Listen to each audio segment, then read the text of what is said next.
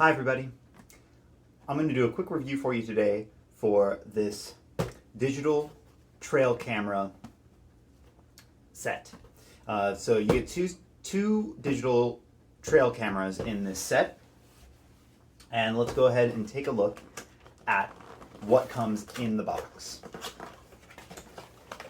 So the first thing, instruction manual. It's going to be very important to both give you the specifications of the product, give you the basics of everything on it, how to install the batteries correctly, and how to set it up. So this is something that you're going to really want to keep track of, especially for how to set the parameters of the camera. I'm going to talk more about that in a minute. So we've got our cameras, which each come wrapped in a protective covering and set in a plastic casing. So we've got one and our second one. We've got mounts for the cameras, so to be able to attach the cameras to a tree or anything like that. We've got two micro SD USB drives. So each of the cameras on the inside, they come with a micro SD card already installed. And those cards will be put into this flash drive and then into your computer, both in order to access the files, the photos and videos from the camera, but also to set the parameters on the camera. Again, we'll talk about that in a minute. So these cameras, they support 1080p and 720p resolution videos, as well as 2016 or 12 megapixel photos. It has an upgraded 26 LED infrared lights. So there's not going to be any bright flashes when the camera goes off, making it much more inconspicuous than other cameras that have a flash setting. The maximum trigger distance to set off the camera is 80 feet in the daytime and 65 feet at night. The cameras are run on 4 AA batteries.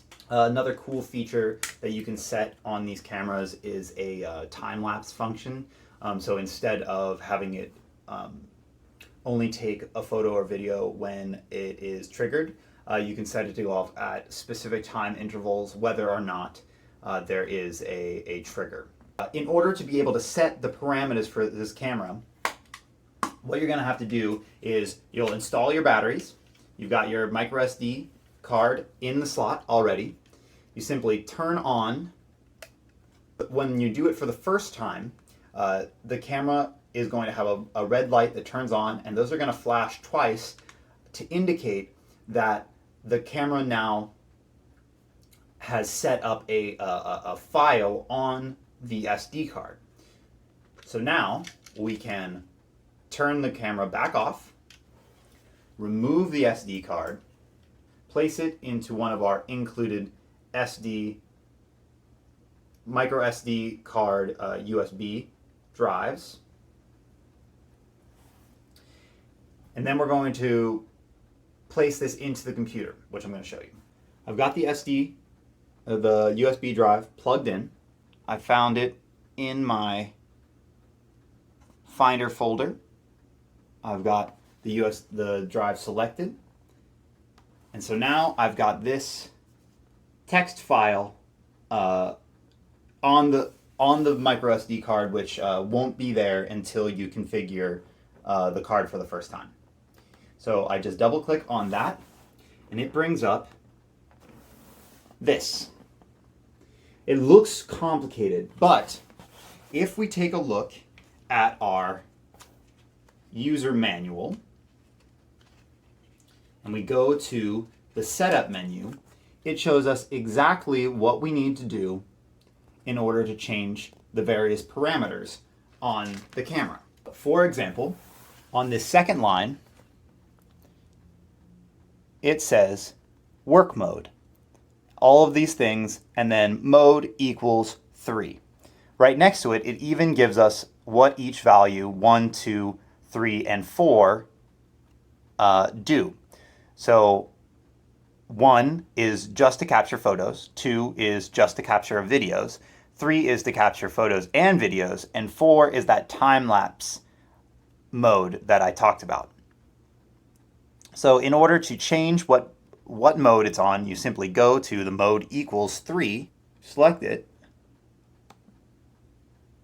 erase the 3, and I could change it to 4 if I wanted to do a time-lapse mode or whatever I need for that particular whatever project I'm working on.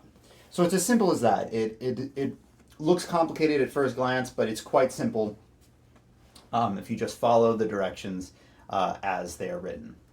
I hope that this was a helpful review for you. Go check out these digital trail cameras.